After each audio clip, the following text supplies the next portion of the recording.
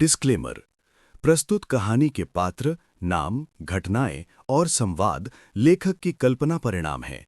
इनका किसी भी वास्तविक व्यक्ति, जीवित या मृत या वास्तविक घटना से कोई संबंध नहीं है। यदि कोई समानता पाई जाती है तो वह पूरी तरह से अनायास और संयोग मात्र है। लेखक किसी भी जाति, धर्म या समुदाय की भावनाओं को आहत करने का इरादा नहीं रखते। कान एडवेंचरर के रूप में पंजीकरण कराने के लिए एडवेंचरर एसोसिएशन हॉल के अंदर गया। उसने इस पेशे को क्यों चुना? क्योंकि यह वर्तमान में उसका सबसे अच्छा विकल्प था।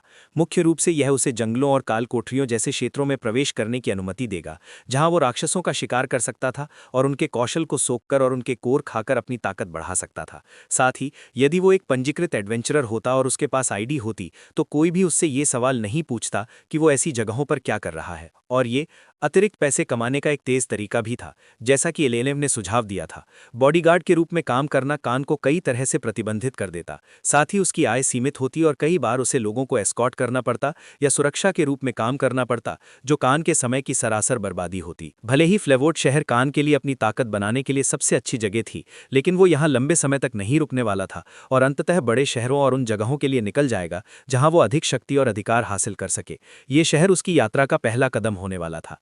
हकीकत में वापस आते हुए कान ने देखा कि हॉल में बैठे कई लोग उसे हैरान निगाहों से देख रहे थे, जैसे कि उसके पास कुछ ऐसा हो जिसे वे बेताबी से चाहते थे। कान ने उन लालची निगाहों पर कोई ध्यान नहीं दिया और रिसेप्शनिस्ट काउंटर की ओर चल दिया, ठीक उसी काउंटर की ओर जहां वो पिछले दिन कोर बेचने गया था। जैसे ही बूढ़े आदमी ने कान को अपनी ओर आते देखा, उसने तुरंत उस युवक को पहचान लिया और अपना चश्मा ठीक किया। लेकिन फिर कान की पोशाक को देखकर वो चौंक गया। क्या उसने कोई बैंक लूटा है या क्या? पुराने रिसेप्शनिस्ट ने खुद से पूछा। तुम यहाँ फिर से क्या कर रहे हो? क्या मैंने तुमसे कुछ दिनों के लिए कहीं छिप जाने के लिए नहीं कहा था? ग्राउंड हॉग एडवेंचरर टीम के वो लोग अभी भी तुम्हारी तलाश कर रहे होंगे। बूढ़े आदमी ने चिंतित स्वर में कहा। अगर वे मुसीबत चाहते हैं तो मैं उन्हें मुसीबत दूंगा। इसके अलावा मैं किसी से डरकर छिपने वाला इंसान नहीं हूं। कान ने काउंटर पर अपना दाहिना हाथ रखते हुए और बूढ़े आदमी की ओर झुकते हुए कहा। वैसे मैं यहाँ अपने एडवेंचरर लाइसेंस के लिए आया हूँ। आपने बताया था कि मुझे किसी तरह का टेस्ट देना होगा, है ना? कान ने कल की बातचीत को स्पष्ट रूप से याद करते हुए पूछा। युवा लोग हमेशा खुद को बहुत बड़ा समझते हैं। बूढ़े आदमी ने आह भरी और कुछ दस्तावेज निकाले और कान को दे दिए। इन्हें भर दो और टेस्ट के लिए 20 सिल्वर ड्रामस जमा करो। बूढ़े आदमी ने दस्तावेज देते हुए कहा। समझ गया, कान ने कहा और अपनी जानकारी भरने के लिए खाली मेज पर चला गया। उसने बनावटी विवरण लिखे जो अनुमोदन के लिए आवश्यक थे और काउंटर पर लौट आया। वैसे आपका नाम क्या है बूढ़े आदमी? कान ने पूछा। मैल्कम है, और मुझे बूढ़ा आदमी कहना बंद करो वरना तुम्हारा पंजीकरण कभी नहीं होगा। पुराने रिसेप्शनिस्ट ने अपने माथे पर शिकन लाते हुए कहा, जैसे कि उसे बूढ़ा आदमी कहलाना पसंद ना हो। ठीक है, समझ गया। तो मुझे किस तरह के अनुमोदन से गुजरना होगा? कान ने उत्सुकता से पूछा। ज्यादा कुछ नहीं, बस तुम्हें हमारे प्रशिक्षकों में से एक के खिलाफ लड़ना होगा और कुछ समय तक टिके रहना होगा। वे ये भी तय करेंगे कि क्या तुम जंगलों या काल कोठरियों में शिकार करने और कमीशन के लिए बॉडीगार्ड के रूप में काम करने के लिए पर्याप्त योग्य हो। मैल्कम ने समझाया। जब आप कहें मैं तैयार हूं, कान ने बेपरवाह अंदाज में जवाब दिया। मेरे पीछे आओ, मैल्कम ने कहा और कान को हॉल के भीतरी हिस्से में ले गया और फिर वे एसोसिएशन की इमारत के भीतर एक छोटे प्रशिक्षण मैदान की ओर दाखिल हुए। कान ने एसोसिएशन की वर्दी पहने लोगों के निर्देश पर एक दर्जन से अधिक लोगों को हथियारों का अभ्यास और मंत्र का अभ्यास करते देखा। ये जाहिर तौर पर प्रशिक्षक थे। जैसे ही वे विशेष रूप से युद्ध अभ्यास के लिए बनाए गए एक खुले अखाड़े के पास पहुंचे, कान ने देखा कि कई लोग एक लाइन में खड़े थे। एल्विन कहाँ है? मैल्कम ने पास के प्रशिक्षक से पूछा। उसने आज बीमार होने की सूचना दी है। कह रहा था कि वो कुछ दिनों तक काम पर नहीं आ पाएगा। पास के प्रशिक्षक ने जवाब दिया। बीमार मेरा पैर, वो शायद अभी भी किसी वैश्यालय में होगा और अपने हैंगओवर से उभरने के लिए और भी ज्यादा शराब पी रहा होगा। वो कमीना कभी भरोसेमंद नहीं होता, मैल्कम चिल्लाया। तभी जहां वे खड़े थे उसके पीछे से एक गंभीर आवाज आई। चूंकि एल्विन बाहर है तो क्या होगा अगर मैं आज टेस्ट लूं? एक बूढ़े व्यक्ति ने कहा, जिसके बाल पूरी तरह से लंबे और सफेद थे और एक छोटी दाढ़ी थी। वो अपनी उम्र के 50 के दशक में लग रहे थे। अरकम, तुम? कोई बात नहीं, बस बच्चों पर थोड़ा रहम करना, मैल्कम ने लाचारी से हाथ हिलाते हुए कहा। कान के आसपास के अन्य लोग जो मूल्यांकन के लिए आए थे, वे अपनी सांसों के नीचे कोसने लगे। कान, जिसके पास एक चमगादड़ जैसे राक्षस से प्राप्त योग्यताओं के कारण लंबी दूरी तक की बेहद सटीक सुनने की क्षमता थी, उसने उनके द्वारा कही गई हर बात को स्पष्ट रूप से सुना। हम तो गए, ये आदमी टेस्ट में कभी ढील नहीं देता। हमारे पास एल्विन के सामने पास होने की संभावना थी, लेकिन अरकम कभी किसी को मंजूरी नहीं देता। उन आदमियों में से एक ने कहा। वो वास्तव में कौन है? कान उनकी बातचीत के बीच में बोला।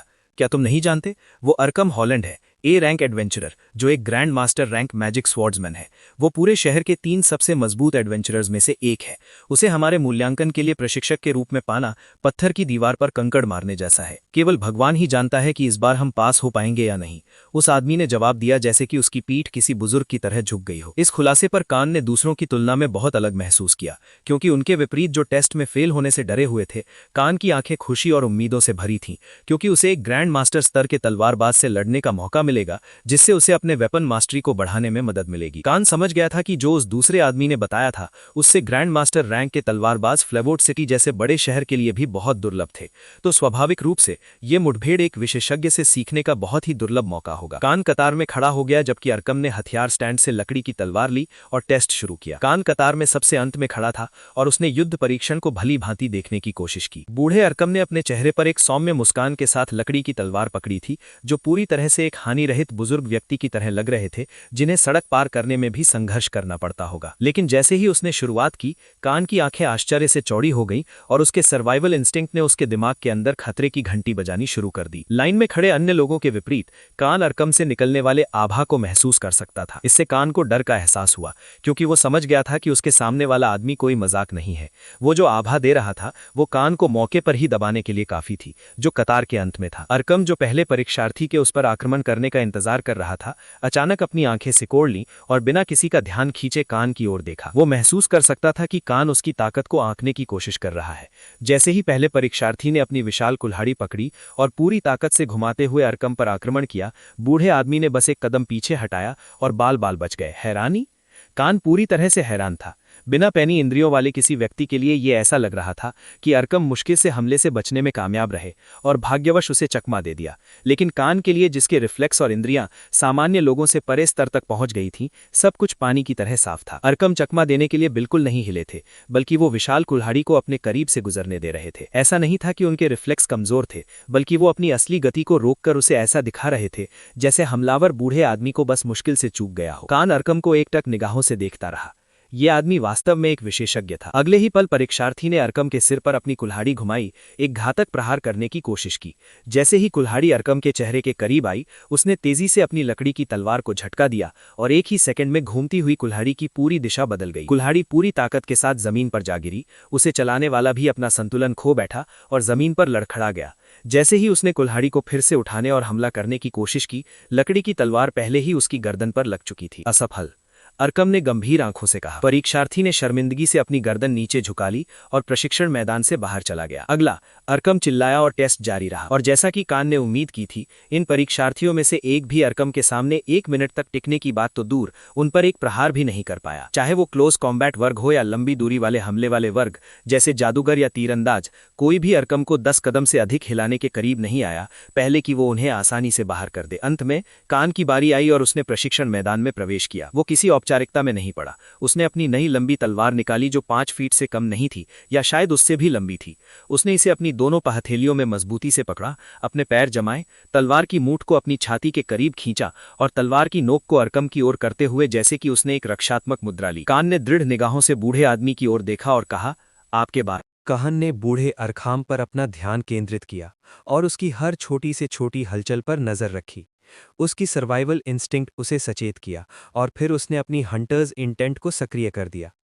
कहन जानता था कि उसकी धारणा या सर्वाइवल इंस्टिंक्ट का आशीर्वाद कितना भी सटीक क्यों ना हो, यदि उसके पास वास्तव में किसी शक्तिशाली दुश्मन से बचाव के लिए पर्याप्त रिएक्शन स्पीड या ताकत नहीं हुई तो उसकी जान वहीं चली जाएगी।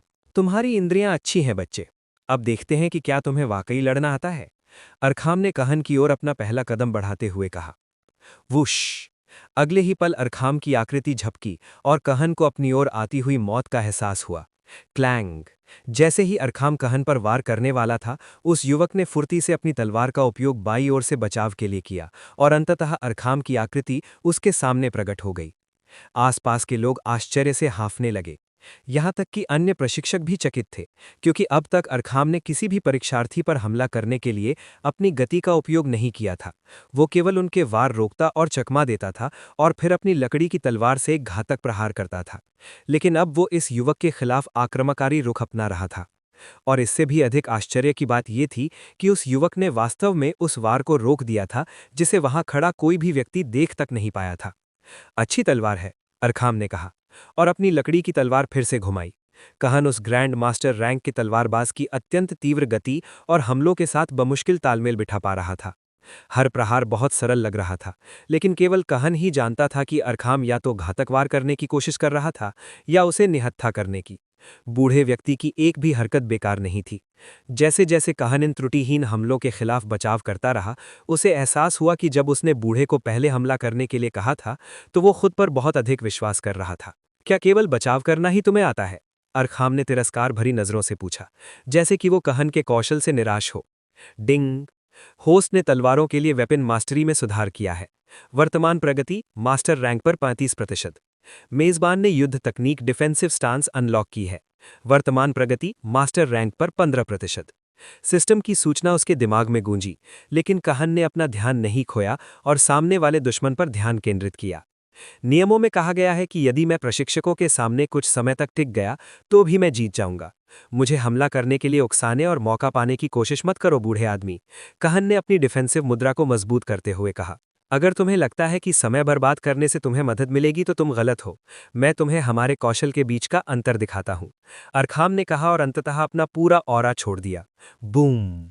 जैसे ही अरखाम ने अपनी मारने की मंशा प्रकट की, आसपास के सभी लोगों ने अपने कंधों पर एक अकल्पनीय दबाव महसूस किया, जैसे कि उन पर कोई पहाड़ फेंक दिया गया हो।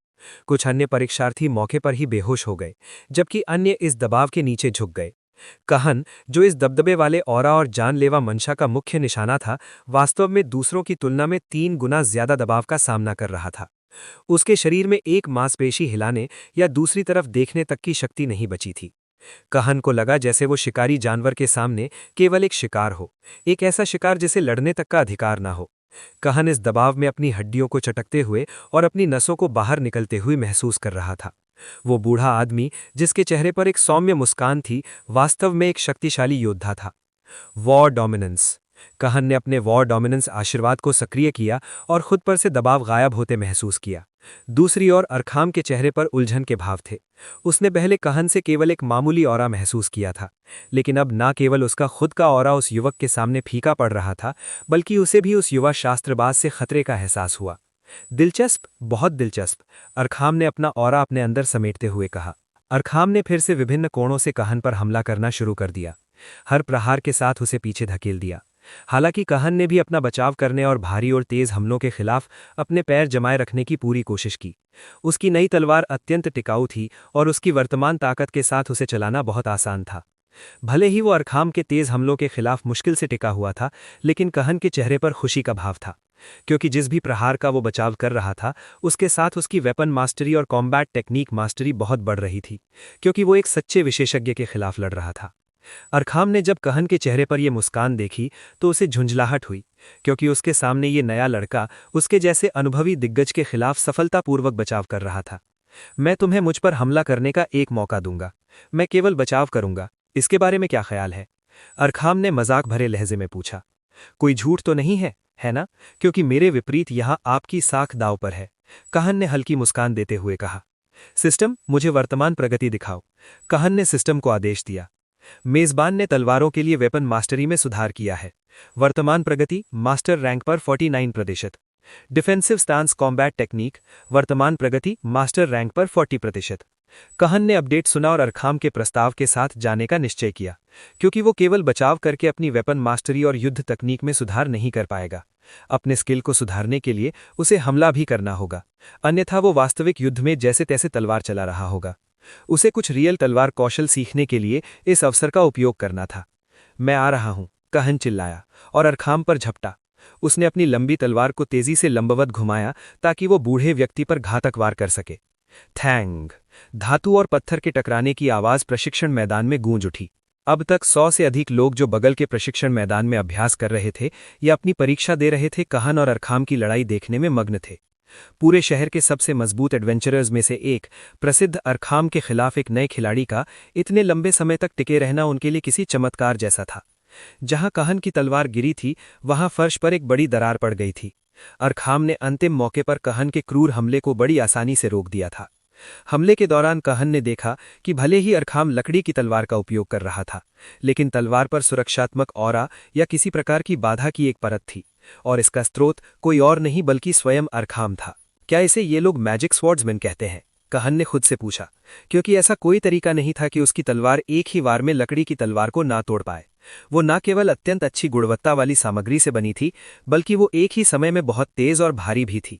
इसलिए अरखाम द्वारा किसी प्रकार के कौशल या मैजिक का उपयोग करना ही एकमात्र स्पष्टीकरण था जो वो सोच सकता था। कहन वहां नहीं रुका। उसने अपनी पकड़ मजबूत की और अपने शरीर को गोलाकार गति में घुमाया। अपने शरीर की गति का उपयोग करके तलवार को जमीन से बाहर निकाला और बूढ़े पर क्षैतिज वार किया। इस पर अरखाम केवल एक तरफ हट गया और अपनी कलाई के झटके से फिर से हमले को रोक दिया। कहन ने अपनी साइड हॉपर क्षमता का उपयोग करके समय समय पर बूढ़े पर झपटना और हमला करना शुरू कर दिया। यहां तक कि उसने अपने भारी और तेज हमलों से बूढ़े को प्रशिक्षण मैदान के एक तरफ से दूसरी तरफ धकेलना शुरू कर दिया।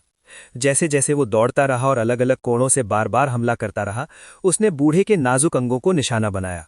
वो कहन जो अब तक अरखाम के सामने मुश्किल से टिका हुआ था, अचानक उस पुराने दिग्गज को प्रशिक्षण मैदान के एक तरफ से दूसरी तरफ धकेल रहा था। उसके हमले समय के साथ अधिक घातक और सटीक होते जा रहे थे। हालांकि ये लड़ाई देखने वाले दर्शक पूरी तरह से शांत थे। कई लोगों को अपनी आंखों पर विश्वास नहीं हो रहा था, और कुछ जो देख रहे थे उसे नकार रहे थे। एक प्रसिद्ध और अत्यंत अनुभवी दिग्गज एडवेंचरर को एक नवागंतुक के द्वारा पीछे धकेला जा रहा था। भले ही ये केवल एक परीक्षा थी और अरखाम नए लड़के को उस पर हमला करने की अनुमति दे रहा था, वास्तव में बूढ़े आदमी पर वार करना और उसे कुछ कदम पीछे धकेलना ऐसी चीज थी जिसे एडवेंचरर एसोसिएशन में उनमें से किसी ने नहीं सुना था। अरखाम जो हमले झेल रहा था, इस बार कहीं अधिक सक्रिय था। वो अब केवल अपनी कलाइयों को झटका देकर वार नहीं रोक रहा था, बल्कि कहन के क्रूर और बहुत तेज हमलों से बचाव करते हुए अपने दोनों हाथों का उपयोग कर रहा था और उचित डिफेंसिव मुद्रा अपना रहा था। उसके आश्चर्य का ठिकाना न रहा। उसके सामने वाला युवक समय के साथ बेहतर से बेहतर होता जा रहा था। उसकी हरकतें अब किसी शौकिया की नहीं बल्कि एक कुशल तलवारबाज की थीं। उसने अपने हमलों के पीछे के सभी अनावश्यक आंदोलनों और बल को पूरी तरह से हटा दिया था, और लंबी तलवार घुमाते समय उसका हाथ समन्वय में सुधार हो रहा था। जब अरखाम अपनी हैरानी से बाहर आया तो उसने अंततः कहन के चेहरे पर एक उज्ज्वल मुस्कान देखी। ये लड़का लड़ाई का आनंद ले रहा था। अरखाम हैरान रह गया। सभी हैरान निगाहों से बेखबर कहन और अधिक खुश हो रहा था, क्योंकि उसने अपने दिमाग में सिस्टम नोटिफिकेशन सुना। मेजबान ने तलवारों के लिए वेपन मास्टरी में सुधार किया है। वर्तमान प्रगति मास्टर रैंक पर 67%। मेजबान ने निम्नलिखित युद्ध तकनीकें अनलॉक की हैं: pincer, stab, horizontal slash, vertical slash, streaks. Arkham पूरी तरह से स्तब्ध रह गया। उसने तलवारबाजी के मामले में कई प्रतिभावान लोगों को देखा था, लेकिन पहले कहन जैसा कोई नहीं देखा था जिसने सिर्फ एक मैच में इतने बड़े सुधार किए हों। ऐसा लग रहा था जैसे उसे इस मुकाबले से जो अनुभव मिल रहा था वो उस युवक के अंदर छिपी किसी प्रकार की प्रतिभा को उजागर कर रहा था।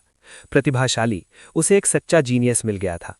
रुको, अरखाम एक हल्की मुस्कान और अपने चेहरे पर प्रशंसा के भाव के साथ बोला। तुम पास हो गए, बूढ़े आदमी ने कहा।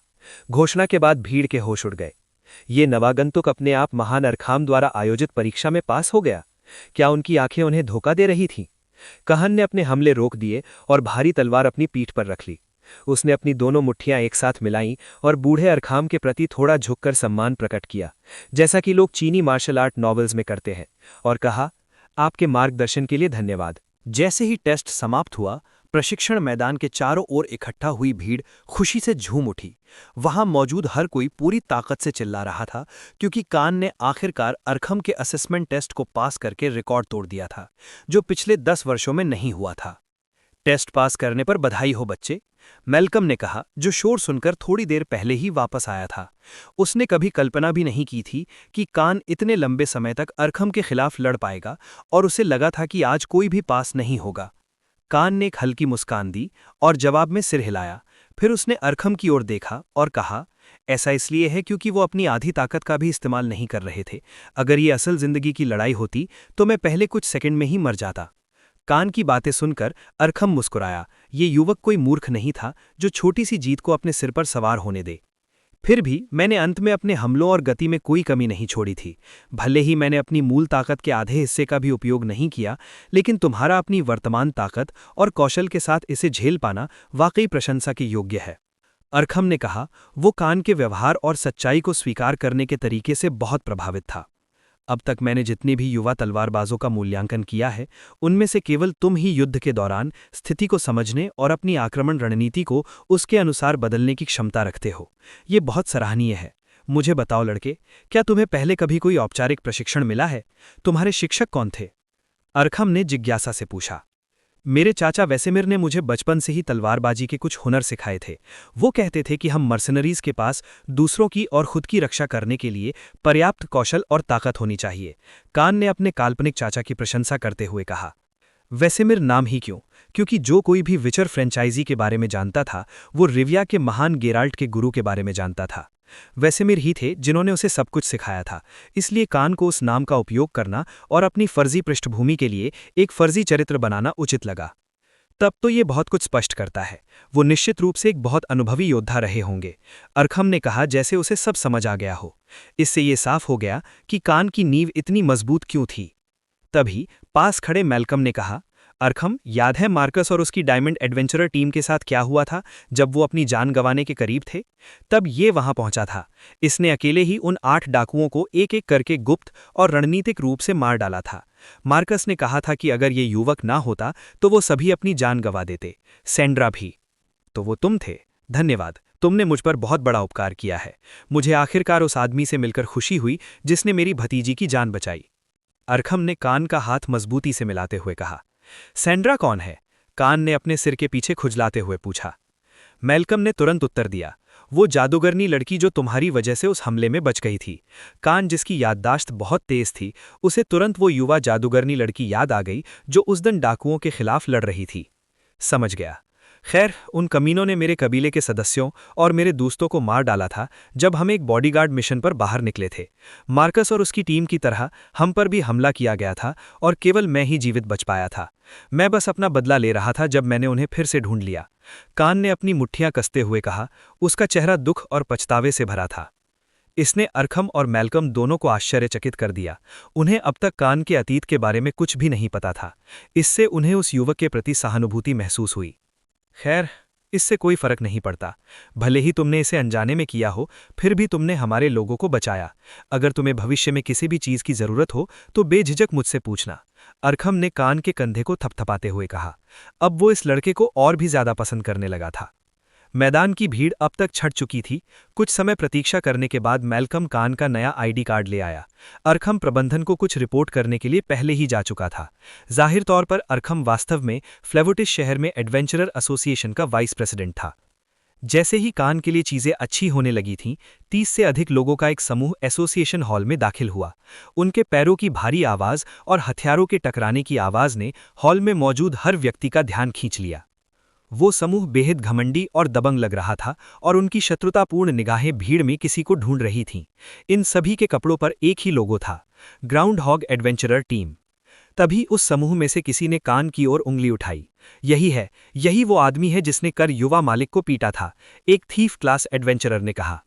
लोगों की भीड़ छट गई और कान की ओर एक रास्ता बन गया। लगभग 7 फीट लंबा एक विशाल आदमी, जिसका शरीर मांसल था और जिसकी लंबी पीली दाढ़ी थी, समूह से बाहर निकला। कान को उसे देखकर तुरंत पृथ्वी के वाइकिंग्स की याद आ गई। उस आदमी ने कान की ओर घूरते हुए गहरी आवाज में पूछा, क्या तुम ही थे जिसने मेरे छोटे भाई और मेरे आदमियों को मारा? और तुम्हारा भाई कौन है? कान ने लापरवाही से पूछा। मूर्ख मत बनो, कल तुम्हारी इसी जगह उससे लड़ाई हुई थी, उस आदमी ने कहा। वहां मौजूद लोग दंग रह गए। क्या ग्राउंड हॉक टीम के युवा मालिक इल्या की हत्या कर दी गई थी? वो गोरा लड़का दूसरों को डराने धमकाने के लिए बदनाम था, क्योंकि उसके पास अपने शक्तिशाली भाई का समर्थन था। ओह, वो सुंदर लड़का, मैंने उसे कल के बाद से नहीं देखा। वैसे क्या वो सच में तुम्हारा भाई था? तुम दोनों तो दूर दूर तक एक जैसे नहीं लगते। धुष्टता, केवल उतना ही उत्तर दो जितना मैं पूछूं। क्या तुमने मेरे भाई को मारा? विशाल व्यक्ति चिल्लाया। उसने अपना अत्यंत हिंसक आभा और दबाव छोड़ना शुरू किया। कान ने तुरंत अपनी वॉर डोमिनेंस एक्टिवेट की और कड़े स्वर में उत्तर दिया, मुझे कुछ नहीं पता। तुम्हारे भाई की मौत से मेरा कोई लेना देना नहीं है। तुम गलत आदमी को ढूंढ रहे हो। निश्चित रूप से कान के सामने वाला आदमी उससे कई गुना ज्यादा शक्तिशाली था, लेकिन इसका मतलब ये नहीं था कि वो डर के मारे दुबक जाएगा। एक दिन उसे डेमन गॉड से लड़ना था, उसके सामने ये चींटी के बराबर भी नहीं था। मेरे साथ सिटी लॉ हॉल चलो, हम वहीं फैसला करेंगे कि तुम झूठ बोल रहे हो या सच, विशाल आदमी ने कहा। क्या तुम्हारे पास कोई सबूत है कि वो मैं ही था? यदि नहीं तो मेरा समय बर्बाद मत करो। कान ने चिड़चिड़े स्वर में कहा। इससे उस आदमी का गुस्सा और भड़क गया।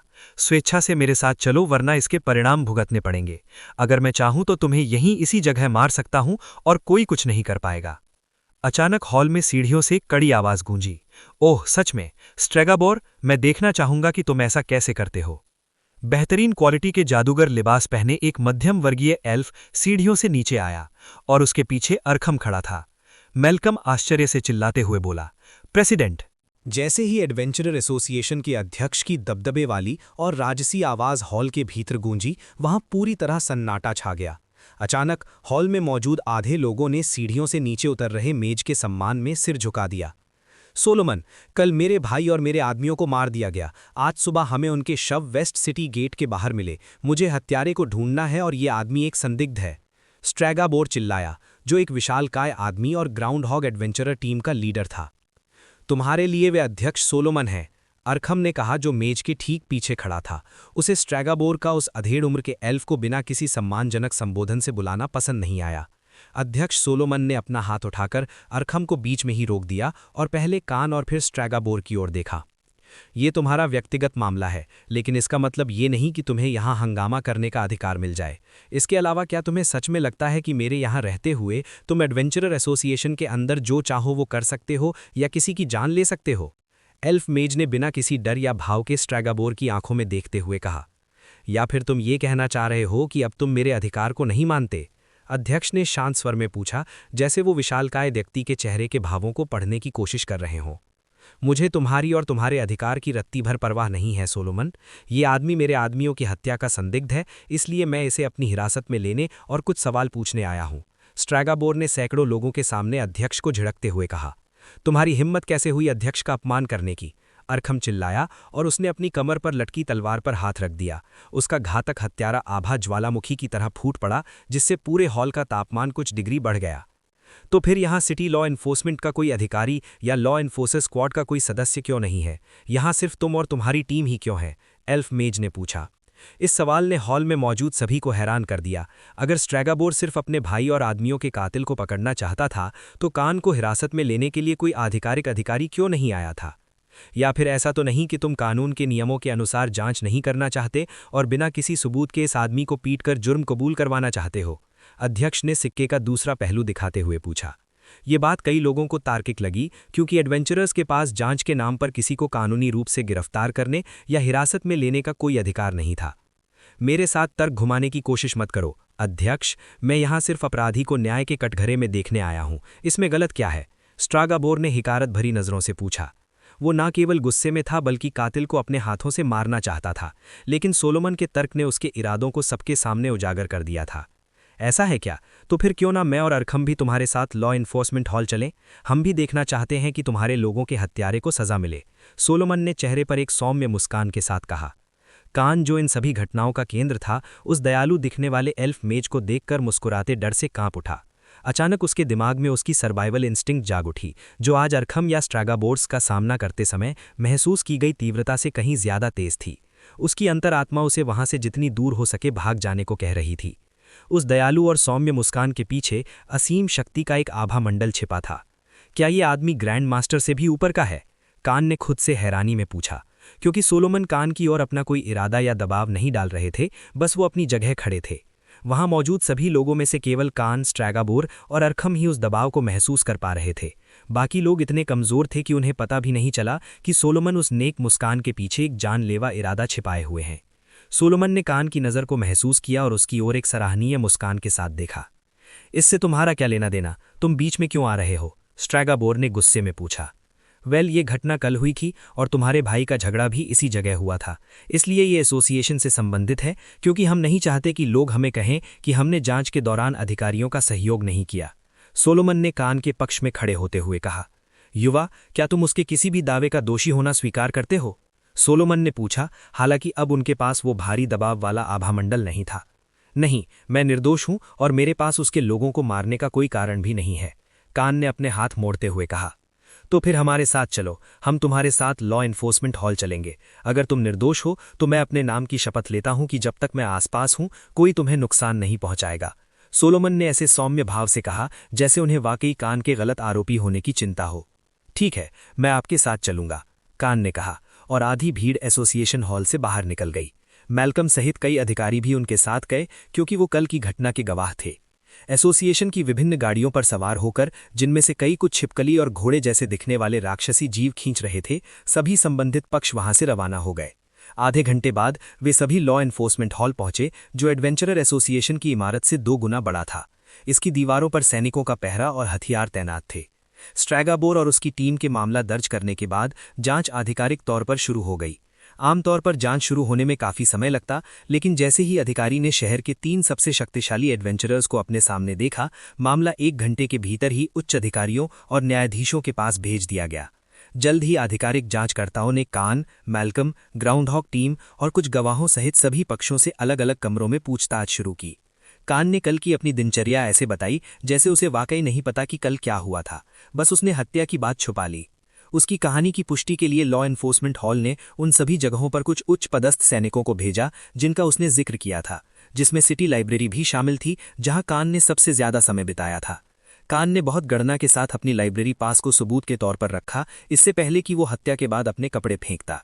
उसने अपने कपड़ों के रंग का भी जिक्र किया, बस वे कपड़े नहीं जो उसने नरसंहार के समय पहने थे। एलेनव को गवाह के तौर पर लाया गया, जो कान की शाम से रात तक की गतिविधियों का एकमात्र गवाह था। चूंकि जब कान ब्लैक ग्रिफिन मर्चेंट एंटरप्राइज में एलेनव से मिला था, तब उसे देखकर ऐसा बिल्कुल नहीं लग रहा था कि उसका कोई झगड़ा हुआ है या उसके शरीर पर कोई खरोंच या खून है, इसलिए एलेनव को भी विश्वास हो गया कि कान निर्दोष है और उसने जो कुछ भी पता था सच सच बता दिया। कान के मूल्यांकन परीक्षण के दौरान अरखम और अन्य लोगों की गवाही भी उसके पक्ष में गई, क्योंकि वो केवल तलवारबाजी में ही उत्कृष्ट माना जाता था। इसके अलावा एक आदमी का अकेले 1 दर्जन अनुभवी लोगों को मार देना और उसके शरीर पर एक खरोच तक न आना कई गवाहों को हास्यास्पद लगा। जांचकर्ताओं ने अपनी रिपोर्ट में यह भी उल्लेख किया कि शवों पर चोट के निशान इशारा करते हैं कि हत्या किसी तेज दांतों वाले और अविश्वसनीय रूप से मजबूत पंजों वाले राक्षसों के समूह द्वारा किए गए शिकार की ओर कर रहे हैं। जैसे ही सूर्यास्त होने वाला था, जांच कुशलतापूर्वक पूरी हो गई। फैसला यही आया कि कान इस अपराध से निर्दोष है, क्योंकि हत्यास्थल और विक्षेपित शव किसी इंसान के बजाय जंगली राक्षसों के समूह द्वारा किए गए शिकार की ओर इशारा कर रहे हैं। जैसे ही फैसला आया और कान को सभी आरोपों से मुक्त कर दिया गया, एडवेंचरर एसोसिएशन के लोगों ने खुशी मनाई, क्योंकि उनके अध्यक्ष ने कान का समर्थन किया था और ये घटना उनके परिसर से जुड़ी थी, इसलिए जांच के दौरान एसोसिएशन की प्रतिष्ठा भी दांव पर थी। दूसरी ओर ग्राउंडहॉग टीम के लोग गुस्से में हॉल से बाहर निकल गए। वे इस फैसले से पूरी तरह नाखुश थे। सभी आरोपों से बरी होने के बाद कान ने आखिरकार राहत की सांस ली। उसने एसोसिएशन के सभी लोगों और एलेनव का धन्यवाद किया। युवा व्यापारी एलेनव जांच खत्म होने के बाद आंसू बहा रहा था। कान को लगा कि एलेनव बहुत ही संवेदनशील व्यक्ति है, जो बस उसके लिए खुश है। उसे क्या पता था कि एलेनव उन महंगे उपकरणों और हथियारों को देखकर रो रहा था, जो कान ने उसी पत्र की मदद से खरीदे थे जो एलेनव ने आज सुबह उसे दिया था। मैं पिताजी को ये सब कैसे समझाऊंगा? अगर उन्हें इस बारे में पता चला तो वो मुझे मार डालेंगे, एलेनव ने सिसकते हुए कहा। बच्चे, अगर तुम्हारे पास समय हो तो हमारे साथ चलो, अध्यक्ष अपने निजी कक्ष में तुमसे बात करना चाहते हैं, अरखम ने प्रस्थान करते समय कहा। कान ने एलेनव को विदा किया और भीड़ के साथ वापस एसोसिएशन की इमारत की ओर चल पड़ा। कुछ समय बाद अरखम कान को अध्यक्ष के निजी कक्ष में ले गया। कान ने अरखम के पीछे प्रवेश किया और देखा कि वो अधीड़ उम्र का एल्फ मेज खिड़की के बाहर देख रहा था। रात हो चुकी थी और आसमान ने शहर पर अंधेरे की चादर ओढ़ ली थी। बैठो, उन्होंने कहा। कान चुपचाप एक आरामदायक सोफे पर बैठ गया, जबकि अरखम उसके सामने वाले सोफे पर खड़ा था। मुझे विश्वास है कि तुम समझ गए होगे कि मैंने तुम्हें यहां मिलने के लिए क्यों बुलाया है ना? सोलोमन ने कान की ओर देखते हुए पूछा। हालांकि कान के चेहरे पर कोई घबराहट नहीं थी, वो बिना किसी चिंता के शांत और संयत दिख रहा था। उसने मेज पर रखे गिलास में थोड़ी शराब डाली, एक छोटा घूंट लिया और स्वाद चखते हुए सोफे के नरम कुशन पर पीठ टिका दी। कान ने अपने सामने मौजूद दोनों बुजुर्गों की ओर देखकर एक बड़ी मुस्कान दी और कहा, हाँ, वह मैं ही था। बूढ़े अरखम ने हतप्रभ होकर कान को घूरा। उसे इस बात पर यकीन नहीं हो रहा था कि जब वे कानून प्रवर्तन हॉल गए थे तब कान ही असल में अपराधी था। वो जानता था कि कान में तलवारबाजी की अद्भुत प्रतिभा है, लेकिन वो अभी भी इतना सक्षम नहीं था कि अकेले 1 दर्जन अनुभवी साहसी एडवेंचरर्स को ढेर कर सके, और वो भी बिना तलवार छुए। क्या मैं पूछ सकता हूं क्यों? एल्फ जादूगर सोलोमन ने पूछा। आप उस व्यक्ति के साथ कैसा व्यवहार करेंगे जो बिना किसी कारण के आपसे झगड़ा मोल ले और दर्जनों लोगों के साथ आपकी हत्या करने के लिए घात लगाकर हमला करे? कान ने बेपरवाह अंदाज में जवाब दिया। मैं समझ गया। तो क्या तुम्हें इस बात की चिंता नहीं है कि हम ये बात किसी को बता देंगे? सोलोमन ने सवाल किया। अगर आप चाहते तो जांच के दौरान ही ऐसा कर चुके होते। लेकिन मुझे यकीन है कि आपने मेरा साथ सिर्फ एडवेंचरर एसोसिएशन की प्रतिष्ठा बचाने के लिए नहीं दिया था। आप बदले में कुछ चाहते हैं, है ना? कान ने प्रतिक्रिया दी। वो अच्छी तरह जानता था कि सोलोमन जैसे पद और अधिकार वाला व्यक्ति एक नए एडवेंचरर के छोटे से मामले में दखल नहीं देगा। उसे पहले ही आभास हो गया था कि इस अधेड़ उम्र के जादूगर के कदमों के पीछे कोई छिपा हुआ मकसद है। तुम्हारी उम्र के हिसाब से तुम काफी समझदार हो, सोलोमन ने अपनी सिंहासन जैसी कुर्सी पर बैठते हुए उत्तर दिया। लेकिन पहले मुझे दिखाओ कि तुमने अकेले इतने सारे लोगों को कैसे मारा, सोलोमन ने आदेश दिया। कान ने धीरे से बोलते हुए एक ठंडी आह भरी। ओमेगा, बाहर आओ, कान ने कहा, और अचानक उसकी परछाई से एक विशाल काला डायर वुल्फ उछलकर कमरे के बीचों बीच खड़ा हो गया। अरखम एक बार फिर भौंचक्का रह गया। एक अनुबंधित परिचित? सोलोमन ने हैरानी भरी आंखों से पूछा। हाँ, मुझे यकीन है कि जब हम मुख्य हॉल में थे तब आपने इसे महसूस कर लिया था। इसी तरह आपको पता चला कि उन लोगों को मैंने ही मारा है ना? कान ने उत्सुकता से पूछा। हाँ, मैंने तुम्हारे भीतर से एक बाहरी उपस्थिति को महसूस किया था।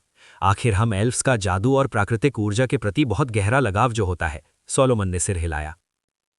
लेकिन मुझे इसके एक अनुबंधित परिचित होने की उम्मीद नहीं थी। ये बहुत दुर्लभ है, तुम जानते हो, सोलोमन ने कहा। इससे कान की परिकल्पना सही साबित हुई। उसने अपने निशानों को पूरी तरह मिटा दिया था, यहां तक कि घटनास्थल पर उसके पैरों के निशान भी नहीं बचे थे। तो सोलोमन जैसे शक्तिशाली व्यक्ति के संदेह का एकमात्र कारण उसके साथियों की आभा को महसूस करना हो सकता था, जो उसकी परछाई में छिपे थे। तो असल में मैं यहां क्यों हूं? कान ने पूछा। वो सीधे मुद्दे पर आना चाहता था। समझदार लोगों से बात करना बहुत सुखद होता है, तुम्हें बातों को घुमाने फिराने की जरूरत नहीं पड़ती, सोलोमन हंसा। लेकिन फिर उसके चेहरे के भाव गंभीर हो गए। ये स्ट्रैगाबोर की वजह से है, वो एडवेंचरर एसोसिएशन का अगला अध्यक्ष बनने की कोशिश कर रहा है, उसने जवाब दिया। अरखम जो सामने वाले सोफे पर बैठा था, बीच में बोला। अगर ये उचित चुनाव के माध्यम से होता तो हमें बिल्कुल भी चिंता नहीं होती, लेकिन स्ट्रैगाबोर पद नहीं चाहता, बल्कि उस पद के साथ आने वाली शक्ति चाहता है, अरखम ने कहा। और वो शक्ति कैसी है? कान ने पूछा। पूरे शहर को नियंत्रित करने की शक्ति, सोलोमन ने गंभीरता से उत्तर दिया। कैसे? क्या ये संस्था सिर्फ एडवेंचरर्स को नियंत्रित करने के लिए नहीं बनी है? ये किसी को शहर पर नियंत्रण कैसे दिला सकती है? कान ने उत्सुकता से पूछा। मैं तुम्हें बताता हूं कैसे, सोलोमन ने कहा और एक छोटी सांस ली। फ्लैवोट शहर कई डंजन से घिरा हुआ है और दुनिया के सबसे बड़े जंगल की सीमा पर स्थित है। हमारा शहर राकोस साम्राज्य के किनारे पर होने के बावजूद विशाल संसाधनों का भंडार है। चाहे वो काल कोठरियों से शिकार किए गए राक्षसों की सामग्री हो या जंगल से मिलने वाले मॉन्स्टर कोर हों, यहां संसाधनों और उनसे जुड़ी नौकरियों की कोई कमी नहीं है। शहर में सबसे प्रतिष्ठित पेशा एक एडवेंचरर होना है, लेकिन पिछले 2 दशकों से हमारे प्रबंधन की वजह से जो इसके योग्य नहीं है वो एडवेंचरर नहीं बन सकता, क्योंकि इस पेशे में लोग हर समय मरते हैं और हम नहीं चाहते कि मूर्ख लोग प्रसिद्धि और गौरव की तलाश में अपनी जान गंवाएं, सोलोमन ने कहा। वहां से अरखम ने बात आगे बढ़ाई। काल कोठरियों से समय समय पर जादुई राक्षस और जीव निकलते हैं। एडवेंचरर वहां संसाधनों के शिकार और पैसे कमाने के लिए जाते हैं, जिससे राक्षसों की संख्या भी नियंत्रण में रहती है। लेकिन कभी कभी उनकी संख्या में अचानक वृद्धि हो जाती है, इतनी ज्यादा कि सेना भी उन्हें हमेशा नहीं रोक पाती। अगर वे अपनी काल कोठरियों से बाहर निकल गए तो पूरे शहर को तबाह करने के लिए काफी अराजकता फैल जाएगी, और इसीलिए वे एडवेंचरर एसोसिएशन से मदद मांगते हैं। इसी कारण से एसोसिएशन का शहर के भीतर बहुत महत्व और अधिकार है, अरखम ने अपनी बात पूरी की। स्ट्रैगाबोर इसे एक धन कमाने और शक्ति प्राप्त करने के अवसर के रूप में देखता है। उसने पिछले कुछ सालों में हमारे कई लोगों, कई प्रभावशाली सैन्य अधिकारियों और रईसों को रिश्वत दी है, और अगर वो अगला अध्यक्ष चुना जाता है तो वो बस अपने फायदे के लिए एसोसिएशन का इस्तेमाल करेगा, ब्लैक मार्केट के साथ अवैध सौदे करेगा, और सिटी काउंसिल में भी उसका बहुत समर्थन होगा। तो तुम कल्पना कर सकते हो कि अगर ऐसा हुआ तो शहर पर उसका कितना अधिकार होगा, सोलोमन ने अपनी बात समाप्त की। कान अपने पिछले जीवन में व्यापार करने और पैसों का प्रबंधन करने का काफी अनुभव रखने वाला एक परिपक्व व्यक्ति था। वो स्वाभाविक रूप से समझ गया कि इसका क्या अर्थ है। शहर का अघोषित राजा होना आपको इतना अधिकार देता है कि शहर के आधिकारिक रूप से चुने गए लोगों को भी आपके सामने झुकना पड़ता है, और धन और संसाधनों की तो बात ही छोड़ दें। कान समझ गया था कि सोलोमन और अरखम शहर के लिए नेक इरादे रखते हैं, लेकिन वो उन पर आंख बंद करके विश्वास करने वाला मूर्ख भी नहीं था। तो आप मुझसे क्या चाहते हैं? कान ने पूछा। सोलोमन और अरखम ने एक साथ सिर हिलाने से पहले एक दूसरे की ओर देखा, फिर सिर हिलाया। स्ट्रैगाबोर के लोगों को एक एक करके मार डालो, एसोसिएशन और सिटी काउंसिल दोनों में उसके संपर्कों की हत्या कर दो, सोलोमन ने कहा। क्या? कान ने अविश्वास में पूछा। ये बूढ़े मुझे एक कॉन्ट्रैक्ट किलर के रूप में काम पर रखना चाहते थे। पहले वो गॉड ऑफ डार्कनेस और क्रैवल थे जो चाहते थे कि मैं डीमन गॉड को मार डालूं, और अब सोलोमन और अरखम चाहते थे कि मैं स्ट्रैगाबोर के लोगों को मार डालूं।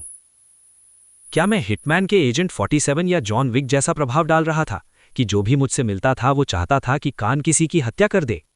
मूर्ख मत बनू बच्चे, हमने तुम्हारे बारे में कुछ शोध किया है। तुम लोगों को मारने में बेहद प्रतिभाशाली और अनुभवी हो, और बिना हथियार के भी तुम्हारी लड़ने की क्षमता बेहतरीन है। साथ ही तुम्हारे पास ये परिचित भी है। अपने सर्कल में स्ट्रैगाबोर द्वारा लगाए गए किसी जासूस पर भरोसा करने के बजाय हम ये काम तुमसे करवाएंगे। इसके अलावा क्या तुम पहले एक भाड़े के सैनिक नहीं थे? पैसे के लिए मारना तुम्हारे लिए कोई नई बात नहीं होनी चाहिए, सोलोमन ने कहा। तो फिर इसे खुद क्यों नहीं करते? इसके अलावा आप दोनों मुझसे कई गुना शक्तिशाली और मजबूत हैं। क्या इससे आपको किसी बाहरी व्यक्ति पर भरोसा करने की तुलना में बहुत परेशानी नहीं बचेगी? कान ने अपने दोनों हाथ फैलाए और अपने सामने खड़े दोनों मनुष्यों को घूरा।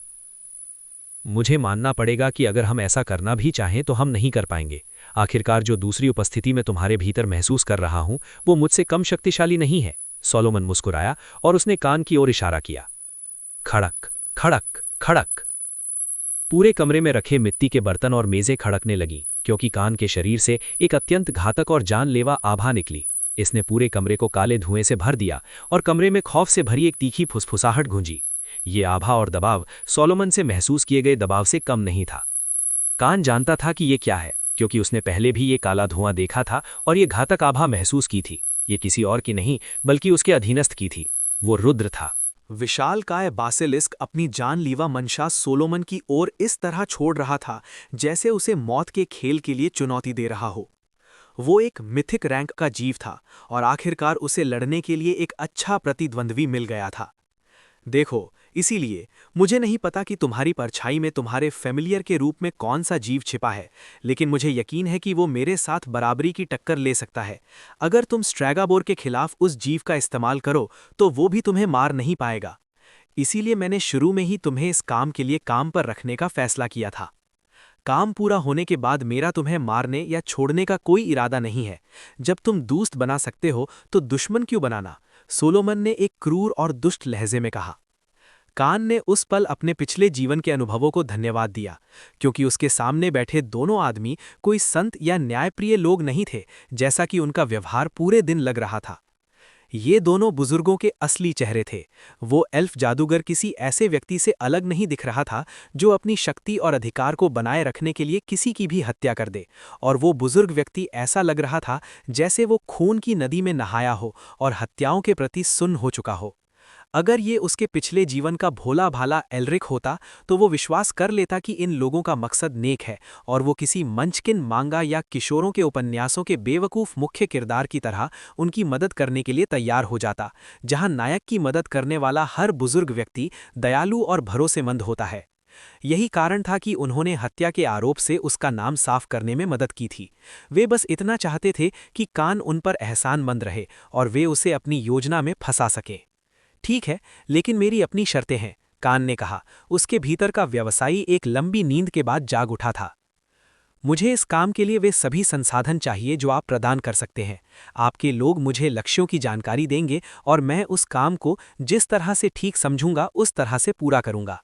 जहां तक पारिश्रमिक की बात है, मुझे ढेर सारे हाई ग्रेड मॉन्स्टर कोर, बहुत सारा पैसा और उन दुर्लभ राक्षसों के शरीर में एक छोटा हिस्सा चाहिए जिन्हें साहसी शिकार करके एसोसिएशन में बेचने और उनके अंगों को निकालने के लिए लाते हैं। अगर 5 हैं तो मुझे 1 चाहिए। कान ने अपने समझौते की शर्तें सामने रखते हुए कहा। ठीक है, हम उसका प्रबंधन कर सकते हैं, लेकिन जान लो कि हमारा सौदा पूरी तरह से तुम्हारे काम पर आधारित है। अगर तुम अपने कार्यों में विफल रहते हो तो सौदा खत्म। सोलोमन ने अपने चेहरे पर एक गणनात्मक भाव के साथ कहा। कान ने फिर जल्दी से उत्तर दिया, और एक और बात। अब क्या हम पहले से ही तुम्हें बहुत कुछ नहीं दे रहे हैं? अरखम ने गुस्से में पूछा। उसकी ऊंची आवाज पर कान ने शालीनता से जवाब दिया।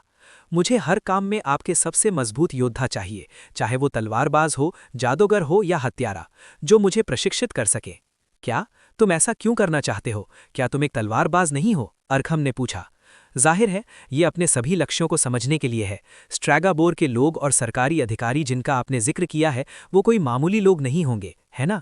योजना बनाने से पहले मुझे उनकी कमजोरियों को समझना और जानना होगा, वरना ना केवल मैं योजना में विफल रहूंगा बल्कि अपनी जान भी गंवा दूंगा। फिर आप अपने बचे हुए समय में किसी दूसरे हत्यारे को ढूंढते रहिएगा, कान ने व्यंग्यात्मक रूप से कहा। वाजिब लगता है, लेकिन हमारे पास बर्बाद करने के लिए समय नहीं है। मैं तुम्हें संभावित लक्ष्यों के अध्ययन के लिए केवल 1 सप्ताह दे सकता हूं और प्रशिक्षण के लिए हमारे टॉप स्तर के लोगों को गुप्त रूप से लाना होगा, अन्यथा ये अनावश्यक सवाल खड़े करेगा कि एक नए साहसी एडवेंचरर पर इतनी कृपा क्यों की जा रही है। सोलोमन ने कान के तरीके को भरोसेमंद पाया। उसने महसूस किया कि वो यहाँ किसी नौसिखिए से बात नहीं कर रहा है। कान का अपने अनुभव को बढ़ाने के माध्यम से लक्ष्यों का अध्ययन करने की मांग करना ये दर्शाता था कि वो युवक जानता था कि हत्याओं की योजना कैसे बनाई जाती है, ठीक उसी तरह जैसे उसने स्ट्रागाबोर के भाई और उसके साथ आए लोगों को मारने के बाद एक भी निशान नहीं छोड़ा था। 1 हफ्ता काफ़ी से ज़्यादा है, लेकिन मुझे पहले कुछ एडवांस चाहिए। मुझे ये भी जानना होगा कि मुझे इन लक्ष्यों के बारे में जानकारी और ब्लूप्रिंट कौन प्रदान करेगा, कान ने गंभीर लहजे में कहा। अगले 1 घंटे तक इस बात पर विस्तृत योजना बनाई गई कि कैसे स्ट्रागाबोर के लोगों और सरकार में उसके संबंधों को बिना किसी संदेह के रणनीतिक रूप से खत्म किया जाए। यहाँ लो, इसमें 10,000 गोल्ड ड्रामस और 200 बी रैंक मॉन्स्टर कोर हैं। ये एडवांस के लिए पर्याप्त होना चाहिए और कुछ मॉन्स्टर कोर बहुत उच्च गुणवत्ता के हैं। मुझे नहीं पता कि तुम्हें पैसे के अलावा इनकी आवश्यकता क्यों है। ये केवल 20% है, बाकी तुम्हें 1 हफ्ते के बाद काम शुरू करने पर मिलेगा। तुम मारोगे, हम उसी के अनुसार भुगतान करेंगे, सोलोमन ने अपने चेहरे पर एक गणनात्मक भाव के साथ कहा। कान ने फिर जल्दी से उत्तर दिया, और एक और बात, अब क्या हम पहले से ही तुम्हें बहुत कुछ नहीं दे रहे हैं? अरखम ने गुस्से में पूछा।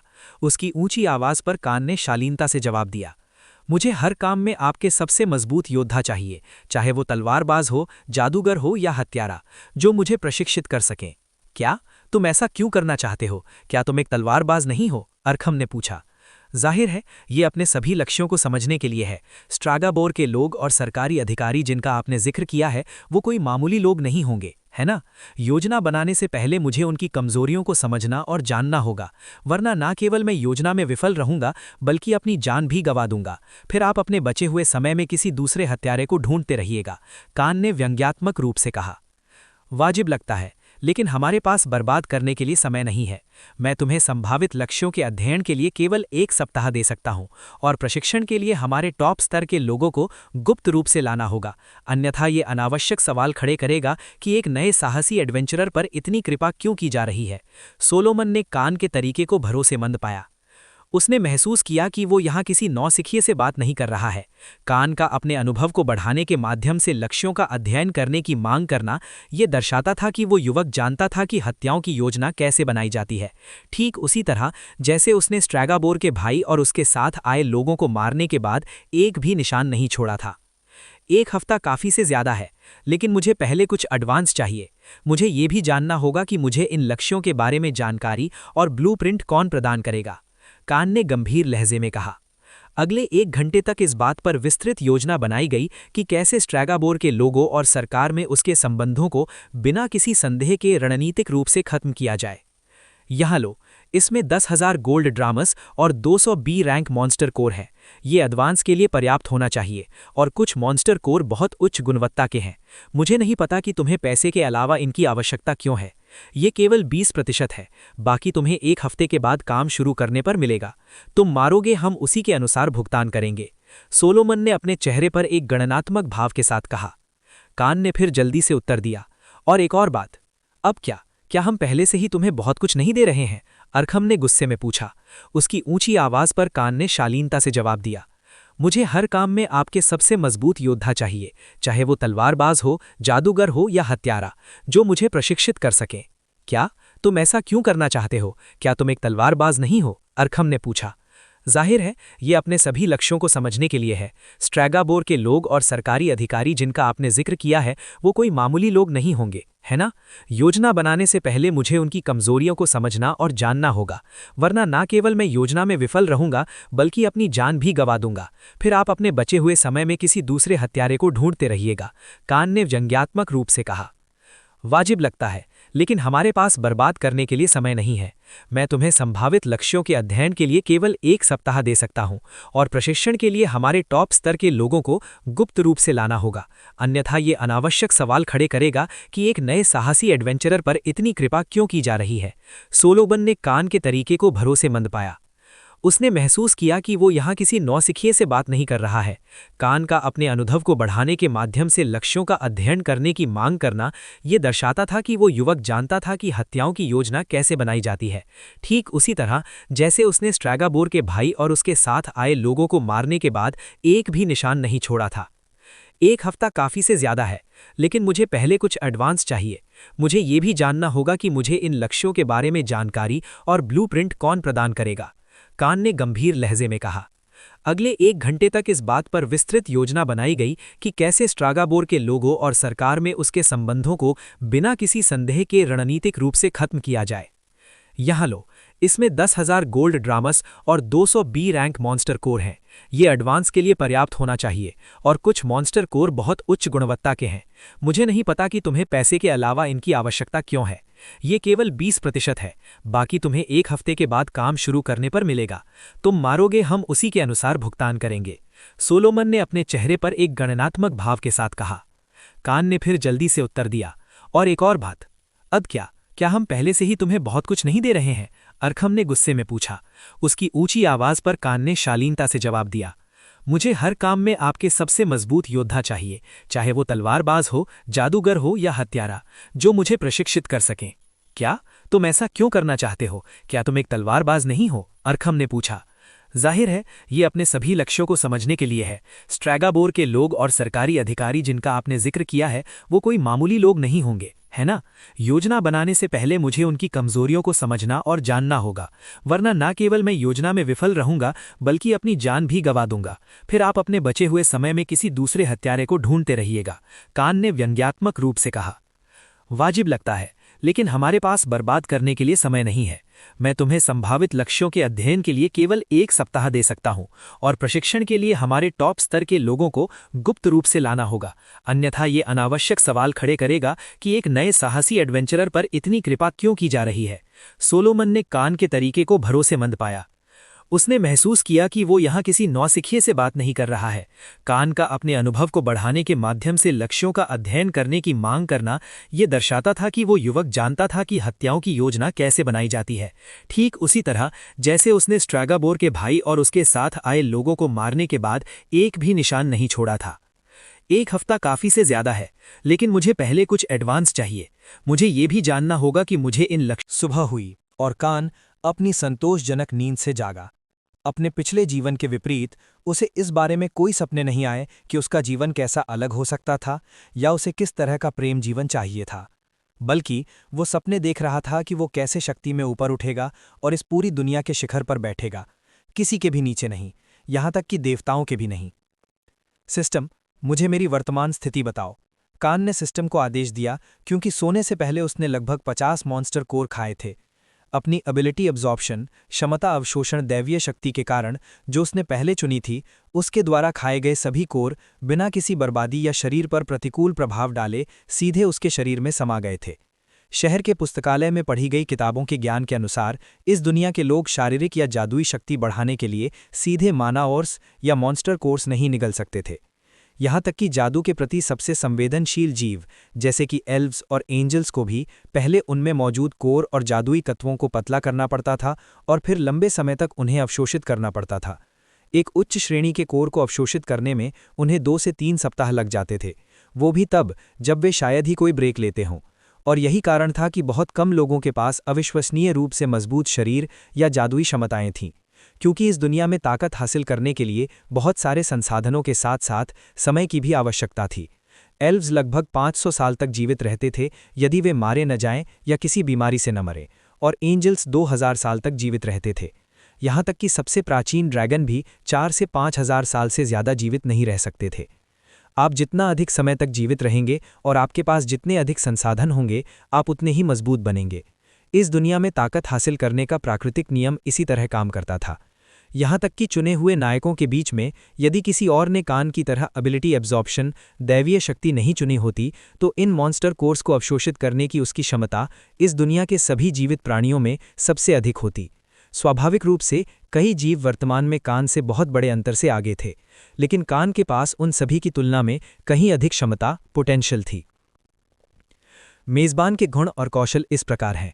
नाम कान, मेज़बान, प्रजाति मानव, स्तर 42, शक्ति 164, चपलता 126, निपुणता 122, रक्षा 94, माना 252, दैवीय शक्तियाँ ability absorption, dimensional law, synthesis, आशीर्वाद, वॉर डोमिनेंस चरण 1, हथियार महारत मास्टर रैंक, युद्ध तकनीक महारत मास्टर रैंक, सर्वाइवल इंटेंट चरण 1, बरसर गॉड मोड शारीरिक शक्ति का 5 गुना, वॉर डीटी बॉडी चरण 2, उपहार युद्ध देवता को ज्ञात सभी भाषाओं का ज्ञान, शारीरिक क्षमताएं रिपर क्लॉज, अल्फा वुल्फ की दहाड़, side hopper, hunter intent, venom acid, जहर प्रतिरोधक, ग्रैंड मास्टर रैंक, सोमिर स्केल बॉडी, एग्जीक्यूशनर गेज, जादुई कौशल, फायरबॉल, स्टेल्थ।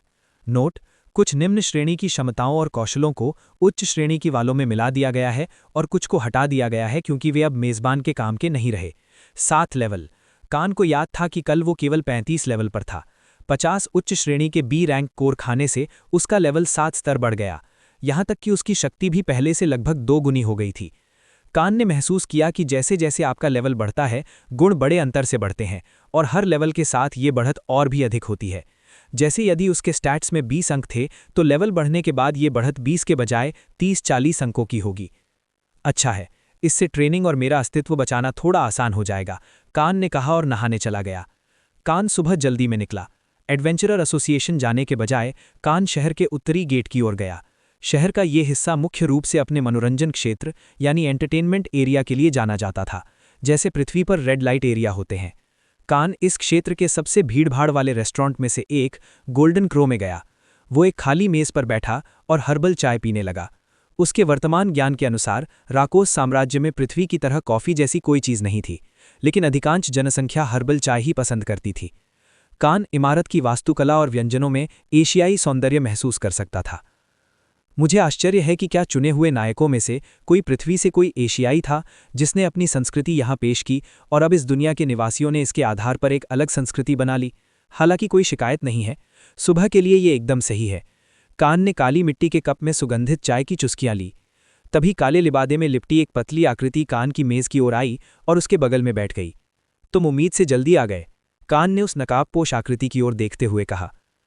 मैं एक प्रोफेशनल हूं, हम अपने कामों में देरी नहीं करते। अगर तुम्हारा हो गया हो तो जल्दी चलते हैं, मेरे पास तुम्हें ट्रेनिंग देने का एक बेहतरीन जगह है, उस नकाबपोश ने कहा और अंततः अपना हुड हटाया। कान उस व्यक्ति को देखकर थोड़ा हैरान हुआ, लेकिन उसने चेहरे पर यह जाहिर नहीं होने दिया। उसके बगल वाला व्यक्ति एक स्नेक किन था। उसका पूरा शरीर सांप जैसा था और उसके हाथ पैर रेंगने वाले जीवों जैसी त्वचा से ढके थे। त्वचा का हरा रंग उस व्यक्ति को जंगली सांप जैसा रूप दे रहा था। उस व्यक्ति की जीभ भी सांप जैसी थी जो हर 5 सेकंड में उसके मुंह से बाहर आती थी। ठीक है, चलो चलते हैं, मैं भी जल्दी में हूं। सीखने के लिए हमारे पास केवल आज ही का दिन है, कान ने कहा और स्नेक किन के पीछे चल दिया। आधे घंटे के बाद वे एक उजाड़ इलाके में पहुंचे जहां घर खाली थे और गिरने की कगार पर थे।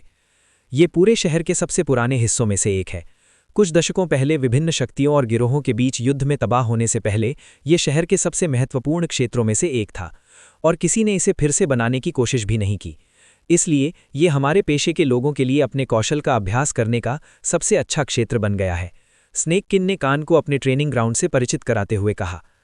मैं चाहता हूं कि तुम मुझे 2 तरीकों से ट्रेनिंग दो, एक जहां तुम अपनी हत्यारे की स्किल्स और टेक्निक्स से मुझ पर आक्रमण करो और मैं उनका बचाव करने की कोशिश करूं, और दूसरा जहां मैं उन कौशलों का उपयोग करके तुम पर प्रयास करूं जो तुम मुझे सिखाओगे। मैं लड़ाई के दोनों पक्षों को समझना चाहता हूं, कान ने कहा। अभी से एक सच्चे हत्यारे की तरह बात कर रहे हो। हमारे काम के लिए परिवेश, हमारे लक्ष्य और उनकी कमजोरियों की समझ की आवश्यकता होती है।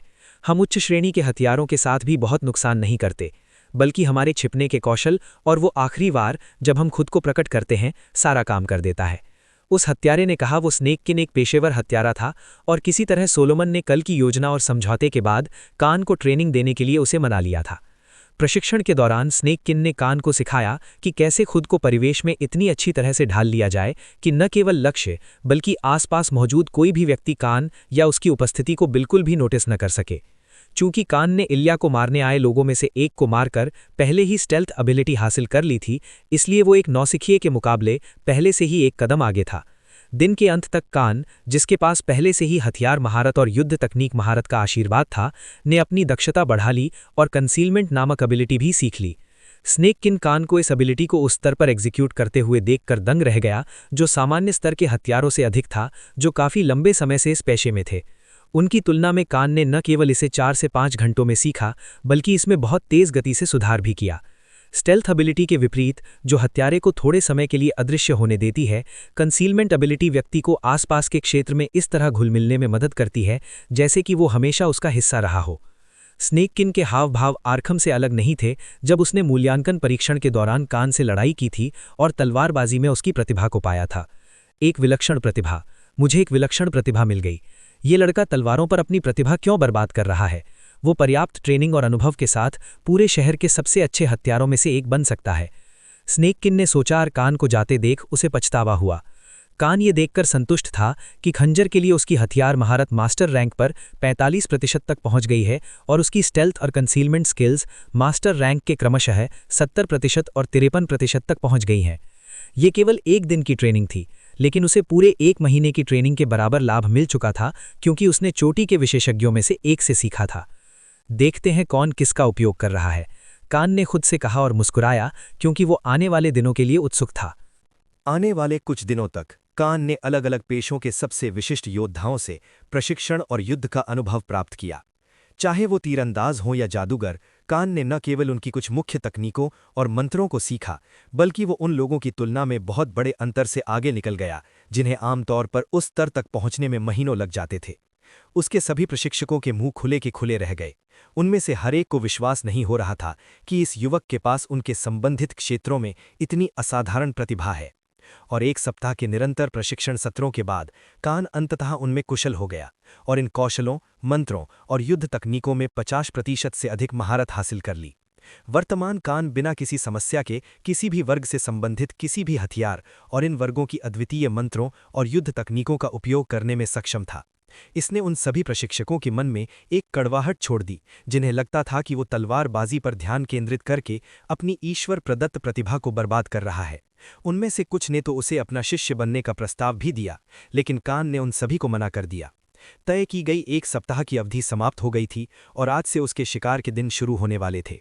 कान गोल्डन क्रो रेस्तरां के अंदर सुबह की हर्बल चाय की चुस्कियां ले रहा था क्योंकि अब तक उसे भी इस सुगंधित और मन को सुकून देने वाली चाय की लत लग गई थी।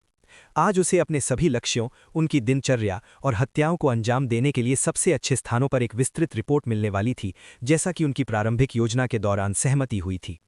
कान को विभिन्न पेशों और उनकी कमजोरियों से परिचित होना था और सोलोमन और अरखम के लोगों को उनके सभी संभावित लक्ष्यों पर अधिक विस्तृत और सटीक जानकारी जुटानी थी।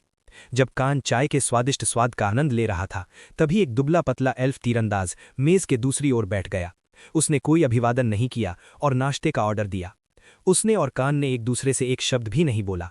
अगर कोई उन्हें देखता तो उसे यही लगता कि ये दोनों एक दूसरे के लिए अजनबियों के अलावा कुछ नहीं थे। जैसे ही एल्फ तीरंदाज ने अपना नाश्ता खत्म किया, उसने अचानक एक छोटी किताब निकाली और उसे मेज के नीचे से कान की ओर बढ़ा दिया, जो पूरी तरह से सबकी नजरों से छिपा हुआ था। एल्फ ने हल्का सा सिर हिलाया और जल्दी में वहां से चला गया। कान ने छोटी किताब ली और उसे अपनी स्पेस रिंग के अंदर रख दिया।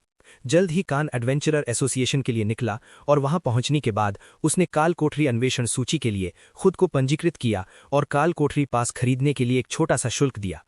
उन कई उपन्यासों और मांगा की उल्टी जो उसने अपने पिछले जीवन में पढ़ा था, राकोस साम्राज्य में काल कोठरियों की निगरानी एडवेंचरर एसोसिएशन और इन काल कोठरियों के करीब तैनात सैन्य टुकड़ियों द्वारा दोनों द्वारा की जाती थी।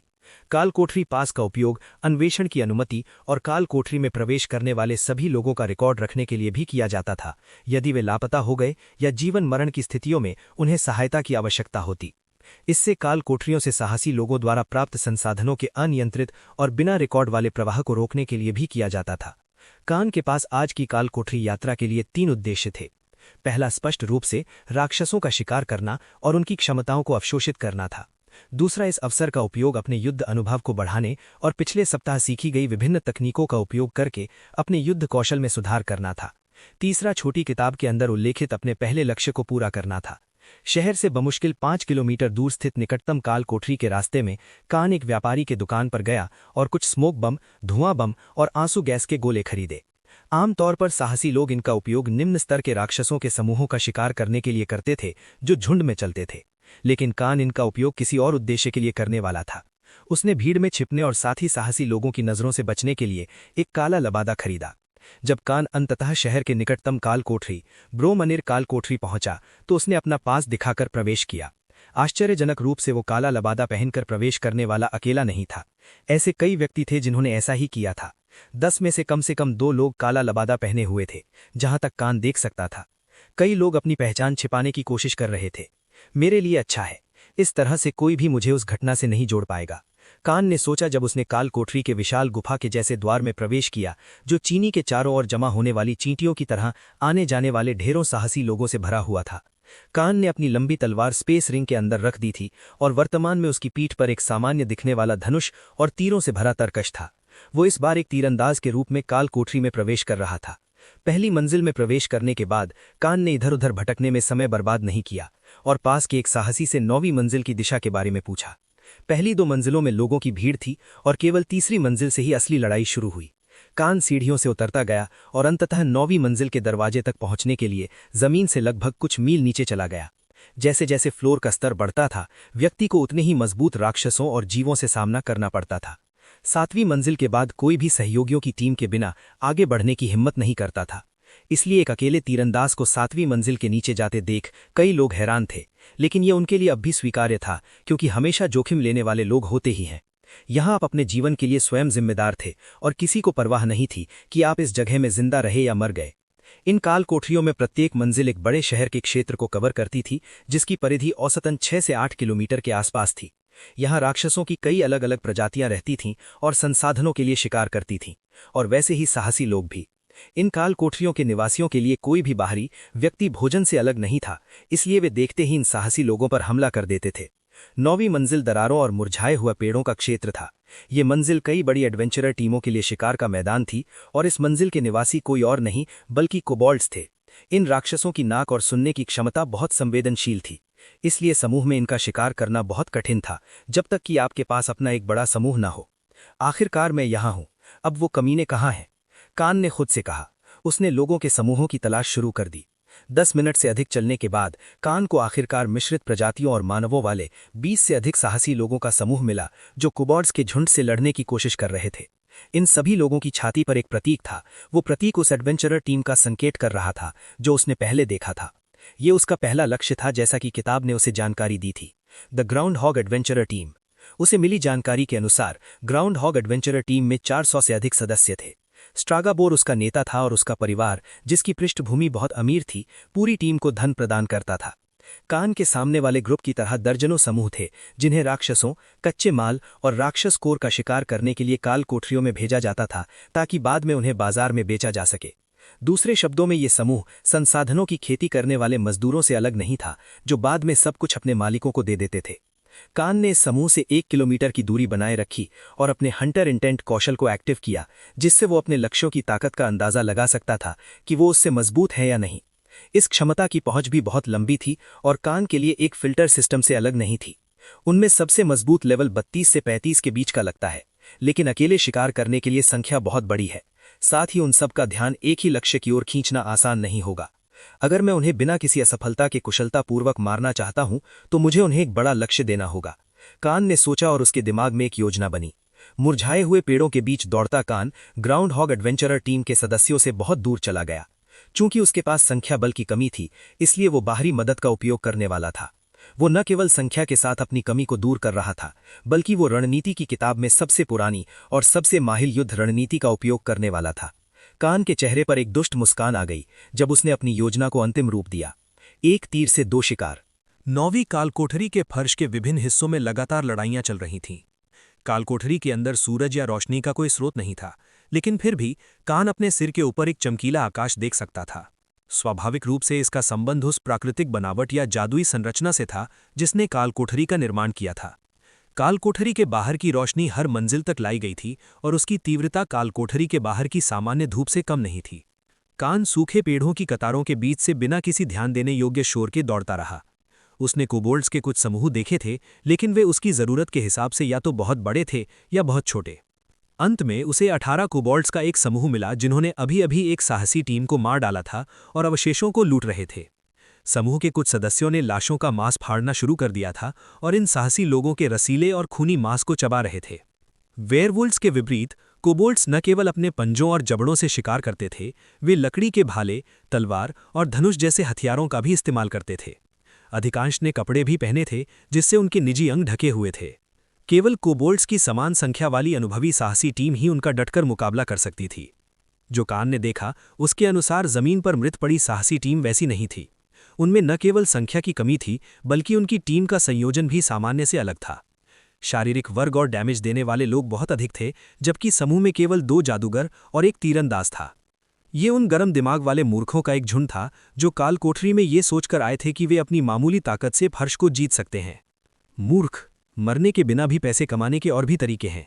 यहाँ क्यों आए अगर तुम खुद की रक्षा करने के लिए पर्याप्त मजबूत नहीं हो? कान ने खुद से बात की।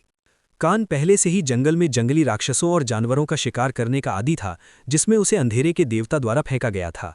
इसलिए ये उसका पहला अनुभव नहीं था। कान पेड़ों की टहनियों और झाड़ियों के पीछे छिपते हुए चुपचाप कोबोल्ड्स के समूह की ओर बढ़ता रहा। समूह मृत साहसी लोगों से गियर और मांस इकट्ठा कर रहा था।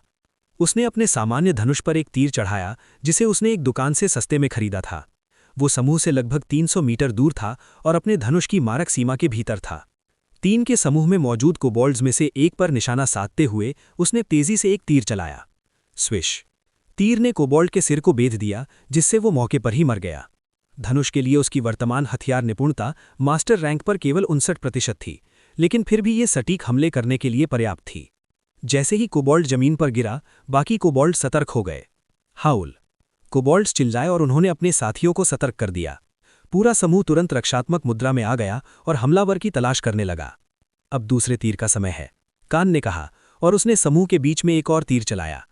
पहला उनका ध्यान खींचने के लिए था और दूसरा उन्हें अपनी स्थिति बताने के लिए। जैसे ही कोबोल्ड्स को आने वाले तीरों की दिशा का आभास हुआ, वे अपने हाथों में हथियार लेकर कान की ओर दौड़ने लगे। कान ने तब तक इंतजार किया जब तक समूह उसे देख नहीं सका और फिर वो उसी दिशा में दौड़ने लगा जहां से वो आया था। अगले 20 मिनट तक कोबोल्ड्स का समूह कान के पीछे ऐसे भागता रहा जैसे वे बस उसकी मौत चाहते हों। कान बीच बीच में तीर चलाता और उनके कुछ साथियों को मार डालता ताकि उनका गुस्सा और बढ़ जाए। बिना पकड़े गए समूह से दूर भागना कान के लिए कोई बड़ी बात नहीं थी, जिसके पास स्प्रिंटर और लंच दोनों क्षमताएं थीं जो उसे हमेशा समूह से एक कदम आगे रखती थीं।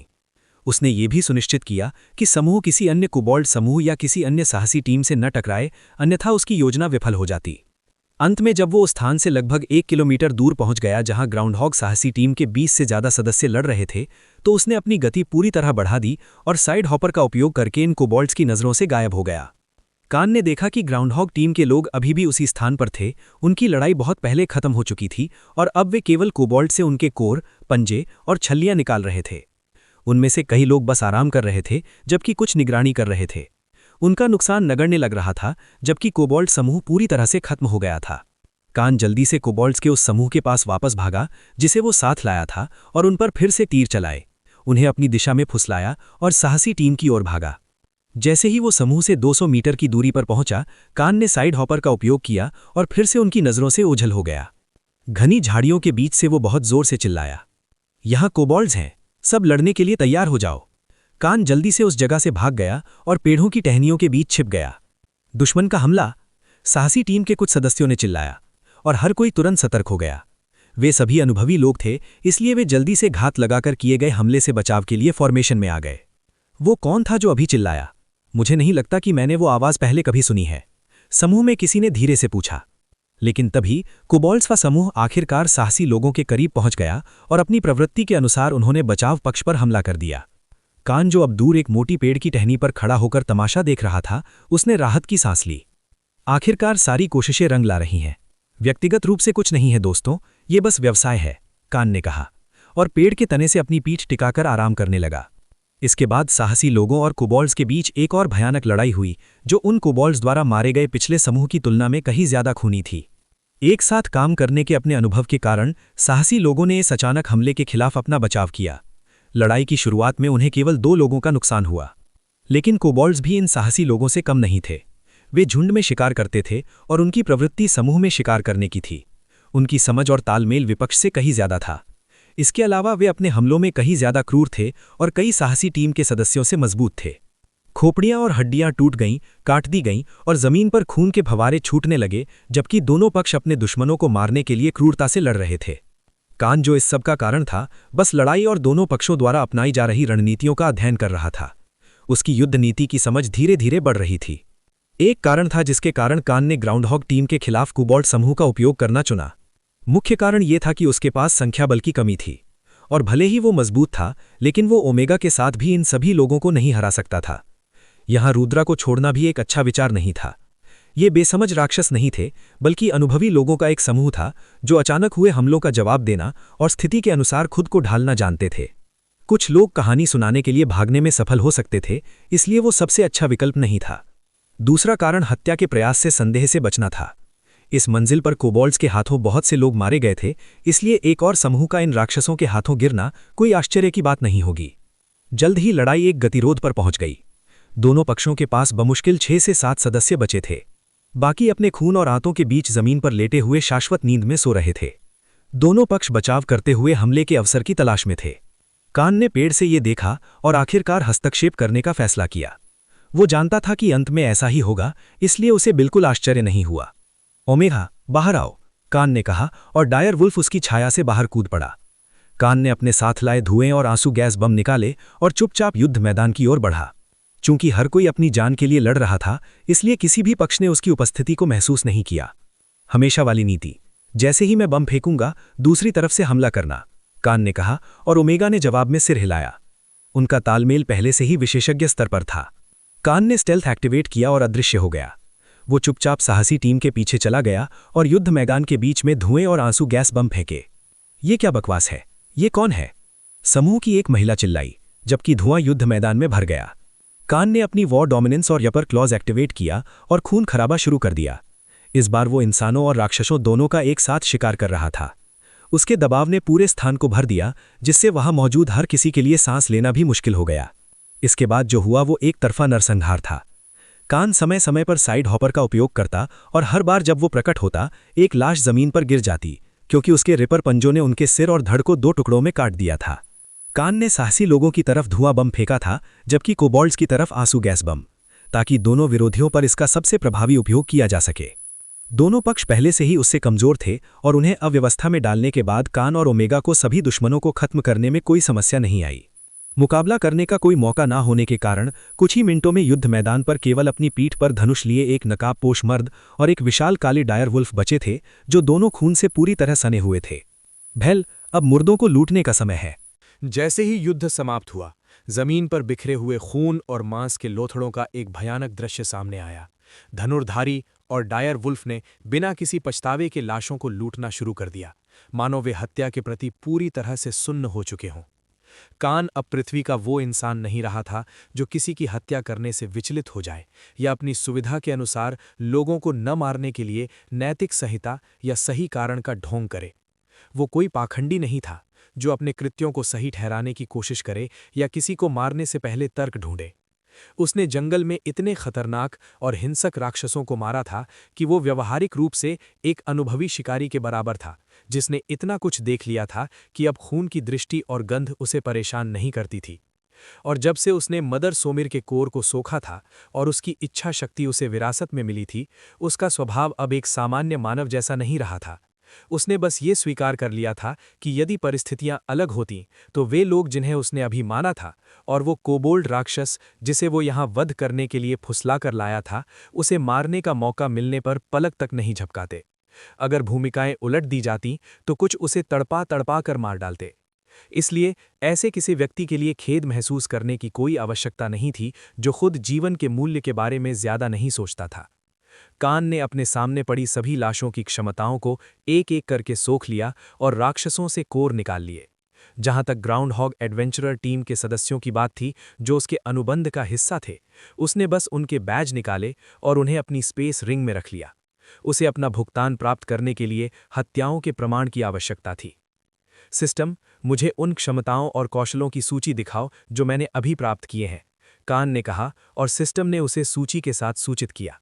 मेजबान ने निम्नलिखित नई क्षमताएं और कौशल अर्जित किए हैं: water spear, night taunt, shield bash, wind slash, wind blade, headshot, charged arrow, arrow volley, archers sight, heal rank C, protection barrier, debuff dispel, magic sense, templars charge, templars will, defence fortitude, shadow strike, lacerate, backstab, lockpick, kobolds howl, pack sense, pack hunting buff, क्षमता अवशोषण। ईश्वरीय शक्ति का उपयोग करके कान द्वारा प्राप्त की गई क्षमताओं की सूची देने के बाद सिस्टम आखिरकार रुका। इसने कान को खुश किया क्योंकि उसके पास वास्तव में कई क्षमताओं और मैजिकल कौशलों की कमी थी। अब तक की अधिकांश क्षमताएं केवल जंगल में राक्षसों के शिकार से संबंधित थीं और उनमें से केवल 2 से 3 ही वर्तमान कान के लिए उपयोगी थीं। तो ये उसके लिए एक सुखद आश्चर्य की तरह था। सिस्टम, मुझे उपयोगी क्षमताओं और कौशलों की सूची दिखाओ जिन्हें मैं सिंथेसिस ईश्वरीय शक्ति का उपयोग करके बना सकता हूं, कान ने कहा और सिस्टम के जवाब का इंतजार करने लगा। मेजबान वर्तमान में मौजूद क्षमताओं के साथ निम्नलिखित क्षमताएं और कौशल बना सकता है। सिस्टम ने उसे कई प्रकार के कौशल बताने शुरू किए जिन्हें वो अपनी पुरानी और नई प्राप्त क्षमताओं को मिलाकर बना सकता था। उसके सिर में उन क्षमताओं के प्रभाव और उपयोग के बारे में सारी जानकारी भर गई। कान ने सभी जानकारी को प्रोसेस करना शुरू किया और नई मिश्रित क्षमताओं की उपयोगिता को आंकने का फैसला किया। वो बिना किसी कारण के उन सभी को मिलाने वाला मूर्ख नहीं था। उसे ये भी यकीन नहीं था कि वो कितनी क्षमताओं और कौशलों को एक साथ मिला सकता है, इसकी कोई सीमा थी या नहीं।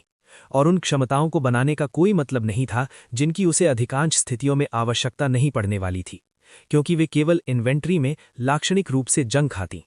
साथ ही इन क्षमताओं के अभ्यास में समय लगेगा और शायद उन्हें अपग्रेड करने के लिए क्षमताओं और संसाधनों को सोखने की आवश्यकता पड़ेगी।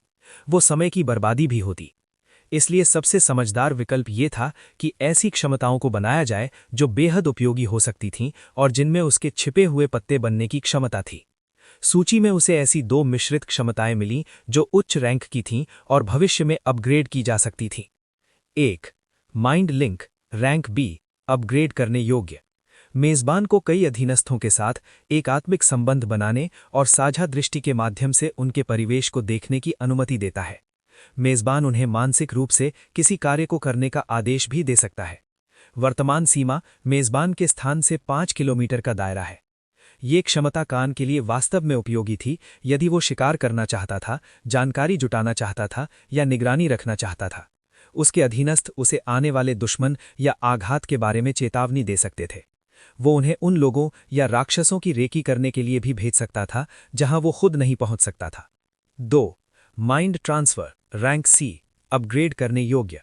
मेजबान को एक अधीनस्थ और उसके शरीर पर 1 घंटे के लिए पूर्ण नियंत्रण रखने की अनुमति देता है। हालांकि क्षमता सक्रिय होने पर मेजबान का मूल शरीर अचेतन स्टेसिस अवस्था में रहेगा।